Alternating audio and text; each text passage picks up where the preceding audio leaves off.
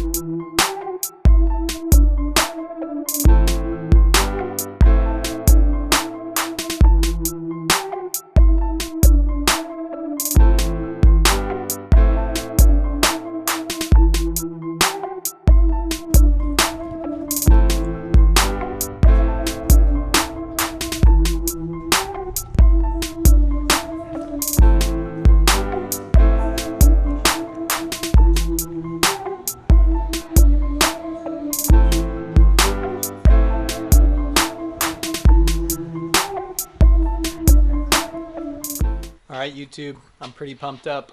We got an Intense Tazer on our hands. It is a mixer bike, 29 wheels up front, 27.5 in the back. I haven't rode much of these. This will be my first mixer bike I'm going to ride, and we're going to see what all the hype is. Decoy's coming out with one, Intense has one. Let's check out the build real quick. I do like the specs. It comes with Fox Factory 36. You got 160 up front, DPX2 in the back, 155 running travel in the back.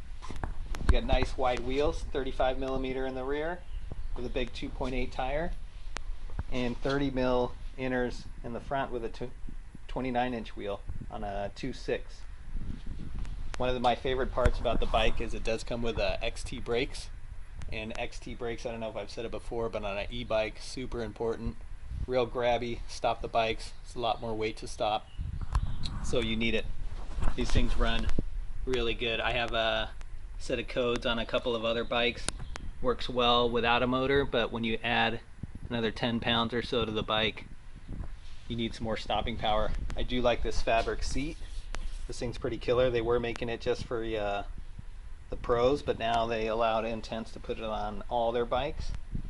So what else do we have on this bike? We have the Shimano 8000 motor, plenty of power, XT cranks, 165mm, which I think is a great size, SLX 11 speed in the rear, plenty of gearing, E13 up front, and this baby's pretty dialed. I did add some 800 bars of my own just because I can't ride 780s, and the bikes that you will be purchasing all come with the E6000, which is a lot cleaner. You don't want to mess with this stuff. This is just for their demo, and all the new stuff comes with a nice clean cockpit. Works really good. Nice bike, weighs in just under 49 pounds with pedals, so that's pretty good. A lot of my other stuff weighs a lot heavier, so I'm pumped to see how this thing goes. Ready? Let's go take it for a spin.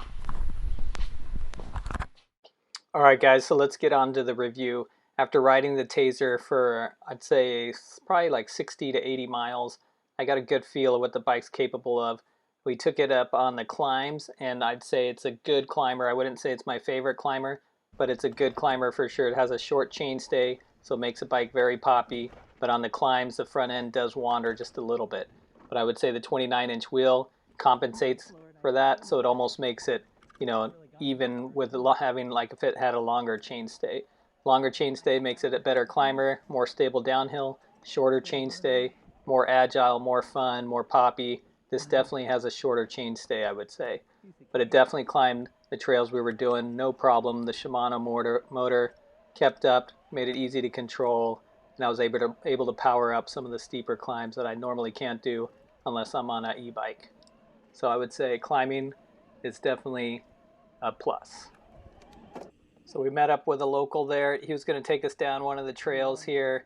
and we decided to follow him down. I was on the Tazer, and descending on this thing was really fun. I did have a little too much air in the rear DPX shock, but after I took some of the air out, it was definitely smoother.